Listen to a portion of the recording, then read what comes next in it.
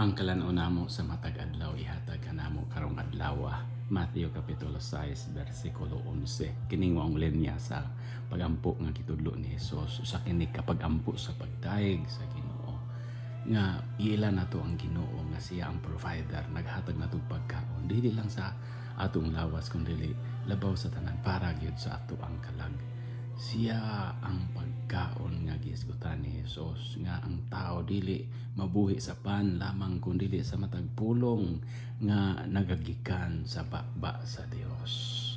Si Hesus mao ang pulong nga nahimong tao ug ning puyo uban kanato. Siya Dios nagpakatao aron kitang mga tao maka-ambit sa iyang pagka-Dios. Mao na nga ang pagpamalandong nato sa pulong sa Dios usa kini kapag sa ulog sa Pasko kada adlaw sa atong kinabuhi.